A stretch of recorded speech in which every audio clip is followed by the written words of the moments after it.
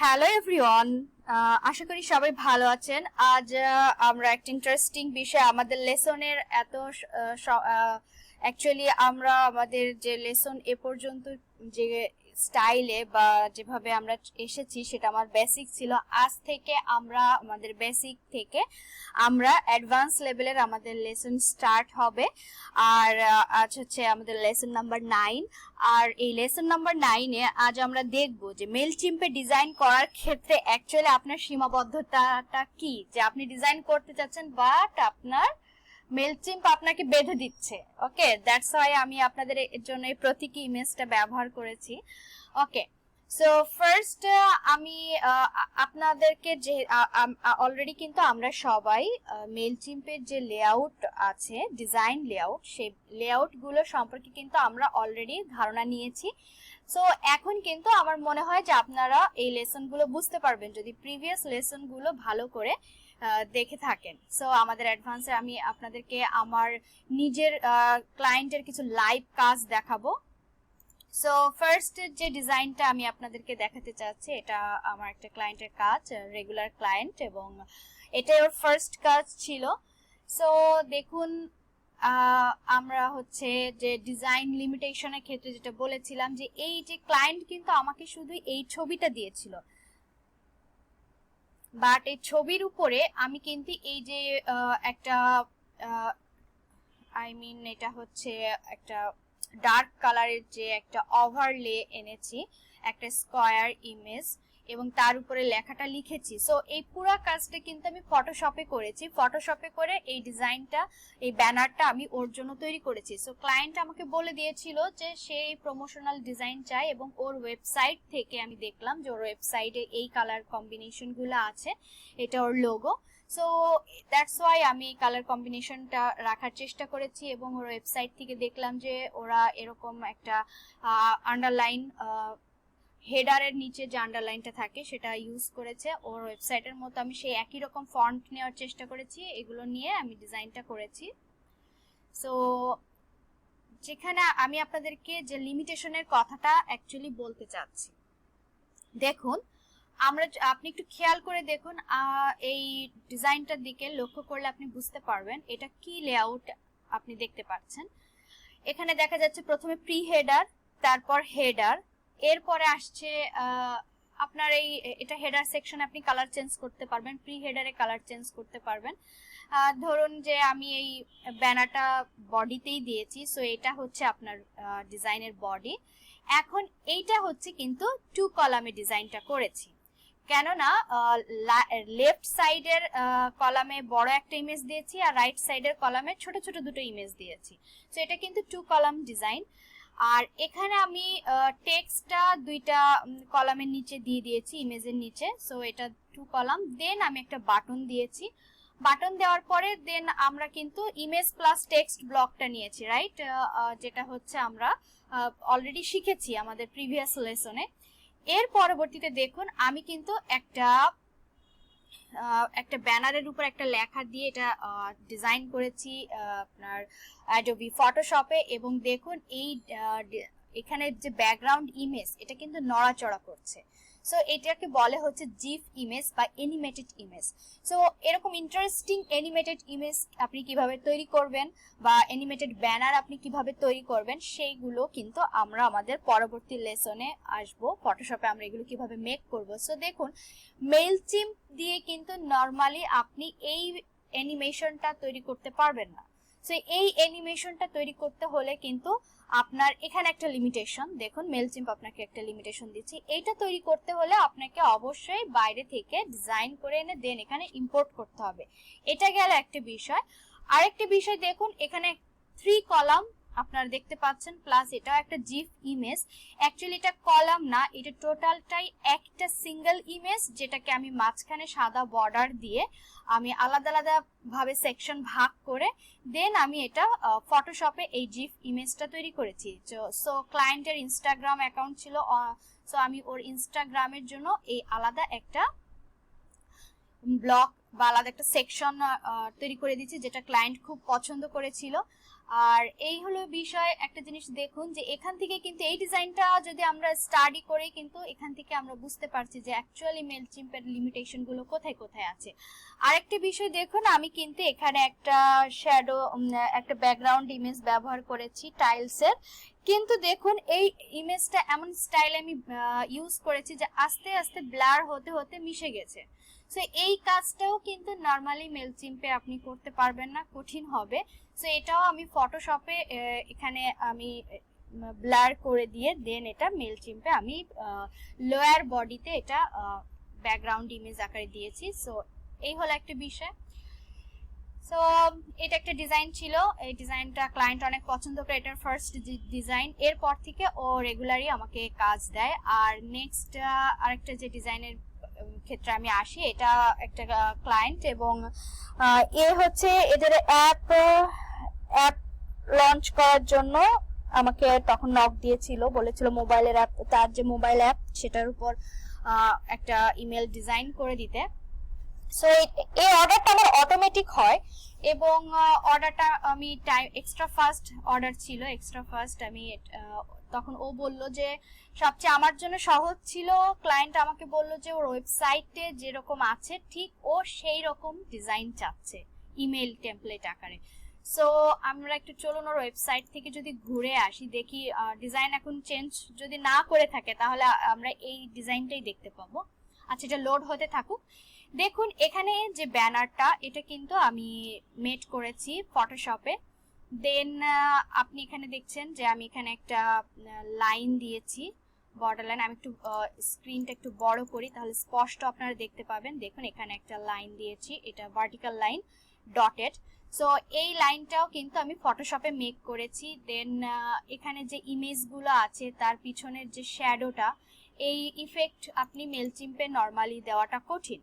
So সেক্ষেত্রে কিন্তু আমি এটা কিন্তু আপনি যদি ফটোশপে ইফেক্টটা দিয়ে জাস্ট ইমেজ আকারে এখানে ছেড়ে দেন তখন কিন্তু দেখুন আপনার মনে হচ্ছে এটা ভেসে ভেসে উঠছে আপনার ডিজাইন থেকে। সো আপনার ডিজাইনটাকে কিন্তু অন্য একটা লেভেলে নিয়ে গেছে।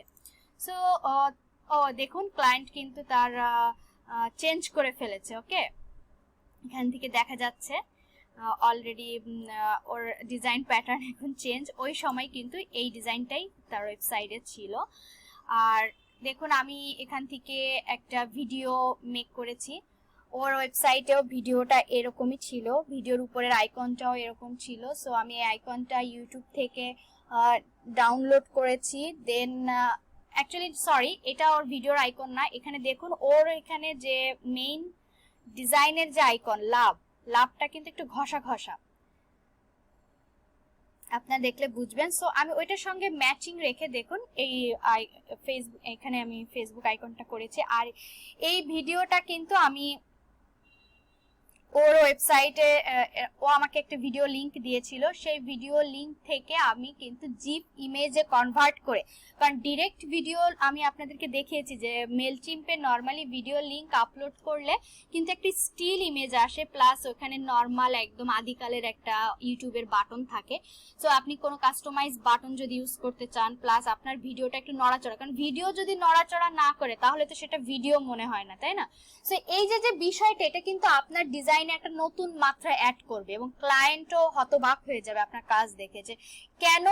অ্যাকচুয়ালি আপনাকে বুঝতে হবে যে আপনি কেন 5 স্টারটা পাবেন বা ক্লায়েন্ট আপনাকে কেন ভালো কাজের জন্য অর্ডার করবে বা আপনাকে সে টিপস দিবে কেন। সো এই বিষয়গুলো আপনাকে, এই ট্রিক্স গুলো মাথায় রেখে জাস্ট অ্যাপ্লাই করতে হবে। দেন এটা হলো শেষ। জাস্ট এই ডিজাইনটা আমি এনেছিলাম আপনাদের এই ভিডিওটা দেখানোর জন্য। ওকে, সো পরবর্তী যদি আমার ডিজাইনে যাই, দেখুন এখানে এটা আর একটা ক্লায়েন্টের জন্য আমি একটা welcome thank you email design করেছিলাম, সরি। সো এখানে ক্লায়েন্ট বলেছিল যে আমাকে কিছু স্যাম্পল দিয়েছিল যে একটা ইমেলের ভিতর থেকে ওর থ্যাংক ইউটা উঠে আসবে। সো আমি চিন্তা করলাম যে ও আমাকে যেই স্যাম্পল ডিজাইনটা দিয়েছে সেটা তো ঠিক আছে, বাট আমি একটু ব্যতিক্রমী কিছু চিন্তা করি, বা আমি যদি এটাকে আর লাকিলি আমি ঠিক এই এনভেলপটা গুগলে পাই। সো গুগল থেকে নিয়ে এই জিপ ইমেজটা আমি দেন ওর কালার কম্বিনেশনের সঙ্গে, দেখুন আমি কিন্তু এনভেলপের পুরো কালার চেঞ্জ, এই কালার ছিল না, প্লাস ভিতরে যে আপনারা ভিতর থেকে যে লেটারটা বের হতে দেখছেন এই লেটারটাও এই কালার ছিল না। এই কালারগুলো আমি ওর কালার কম্বিনেশনের সঙ্গে ম্যাচ করেছি, প্লাস ওর যে এখানে ওর যে লোগোটা সেটা দিয়েছি। সো এই যে কাজগুলো আমি করেছি এগুলো কিন্তু টোটালি পুরোটাই আমার গ্রাফিক্সে করা। গ্রাফিক্সে কাজটা করে দেখুন দেন কিন্তু আমি এখানে যখন আমি আপলোড বা আমি এখানে যখন দিয়ে ক্লায়েন্টকে যখন দিলাম, সো ক্লায়েন্ট কিন্তু এটাও আমি 5 স্টার রেটিং পেয়েছিলাম। এবং যদিও বা এটা অনেক ছোট একটা কাজ, কিন্তু এই ব্যানারটার পিছনেই আমার অনেকক্ষণ টাইম দেওয়া লেগেছে। সো আপনাকে অ্যাকচুয়ালি চিন্তা করতে হবে ব্যতিক্রম কিছু করার, বা কিভাবে আপনি ব্যতিক্রম কিছু করতে পারেন। ওকে, কারণ ডে বাই ডে কিন্তু সব কিছু আপডেট হচ্ছে। সো আপনার স্কিলস বা আপনার ডিজাইনও যদি আপনি আপডেট না করেন তাহলে কিন্তু আপনি অন্যদের থেকে পিছিয়ে যাবেন। সো নেক্সট এই ডিজাইনটা আমি একটা জিনিস আপনাদেরকে দেখাবো, যে এগুলো অবশ্য আমি ইমেজ ব্যবহার করেছি। আপনারা এই ধরনের টেবিলগুলোও কিন্তু মেলচিম্পে করতে পারবেন, সেটাও আমি দেখাবো পরবর্তী। আমার সেই রিলেটেডও একটা ডিজাইন আছে। সো দেখুন এখানে আর একটা ভিডিও, কিন্তু এটা নড়াচড়া করছে না, স্টিল ইমেজ, বাট এই ইফেক্ট, এই বাটন, এই সমস্ত কিছু কিন্তু আমার গ্রাফিক্সে তৈরি করা। সো এই যে বিষয়গুলো ক্লায়েন্ট আমাকে এই ছবিটা দিয়ে বলছে আমার এই ছবিটা খুব ভালো লেগেছে, তুমি এই ছবিটা একটা জায়গায় ইউজ করো। সো আমি চিন্তা করলাম ওর ভিডিওতে এই ছবিটা দিয়ে দিই, কারণ ওর ভিডিওর যে লেখা আর এই ছবিটার সঙ্গে একটা ম্যাচিং ছিল। সো এটাও আমার একটা রেগুলার ক্লায়েন্ট, এটা হচ্ছে তার একটা কাজ, অনেক বড় একটা ডিজাইন, যাই হোক।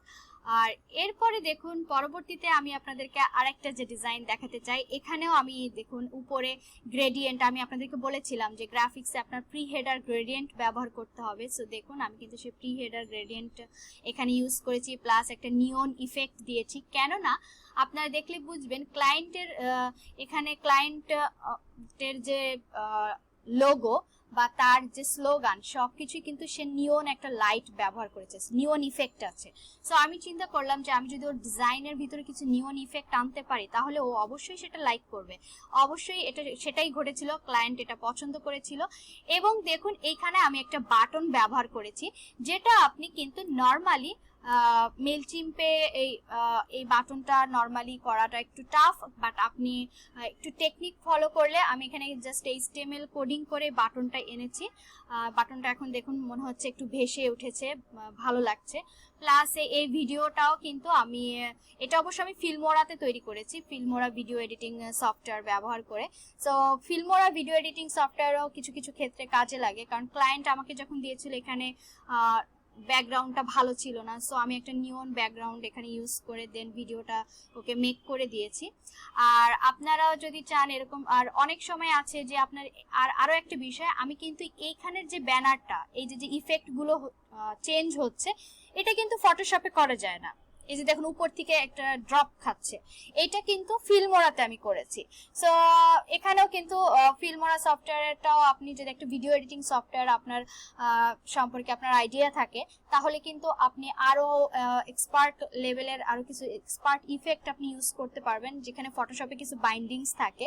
সো সেই বাইন্ডিংস থেকেও যদি আপনি নিজেকে আরো আপডেট করতে চান, সো আমি মনে করি যে আপনি ফিল্মোরা সফটওয়্যার বা ফিল্মোরার উপরও ভিডিও এডিটিং বিষয়ে আপনি ধারণা নিতে পারেন। আর ইনস্ট্রাক্টরিতে কিন্তু আপনারা দেখবেন যে ফিল্মোরার উপরও কিন্তু নতুন কোর্স এসেছে, এবং আপনারা সবাই জানেন কম বেশি যে আপনাদের ভাইয়া খান সাকিব মাহমুদ, তারও কিন্তু ফিল্মোরার উপর একটা কোর্স এনেছে। এবং আমি আপনাদেরকে একটা কথা বলতে চাই যে আমিও কিন্তু কম বেশি ওর কাছ থেকেই ফিল্মোরাটা শিখেছি।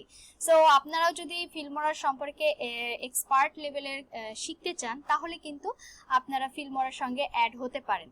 সো এই ছিল, আরো আমি আপনাদের জন্য আরো কিছু ডিজাইন নামিয়ে রেখেছি। দেখুন এই ডিজাইনটা এখানে যে 3 কলামে দেখুন, প্রথমে আপনার লোগো, দেন মেনু বার, দেন হচ্ছে আপনার সোশ্যাল মিডিয়ার যে আইকনগুলো, সোশ্যাল আইকনগুলো, এটা কিন্তু টোটালি আমি HTML কাস্টম HTML করা। দেন আপনি এখানে দেখুন নর্মালি মেলচিম্পে কিন্তু আপনি যখন ইমেজ প্লাস টেক্সট আমরা অলরেডি দেখেছি, তখন কিন্তু এরকম খানিকটা প্যাডিং বা খানিকটা স্পেস ফাঁকা থাকে, বাট আপনি এখানে দেখতে পাচ্ছেন যে আমি ইমেজটাকে টোটালি মিশিয়ে দিয়েছি। সো এই কাজগুলো এই যে নর্মালি মেইলচিম্পে কিন্তু আপনি এটা পারবেন না, আপনার বাইন্ডিংস আছে, বাট আপনি HTML কোডিং করে কিন্তু এই বাইন্ডিংসটা ভেঙে দিতে পারবেন, যেটা দেখুন এই ডিজাইনে থেকে স্পষ্টভাবে দেখা যাচ্ছে পুরো ডিজাইনটাই কিন্তু এডিটেবল। সো এটা কিন্তু আমি HTML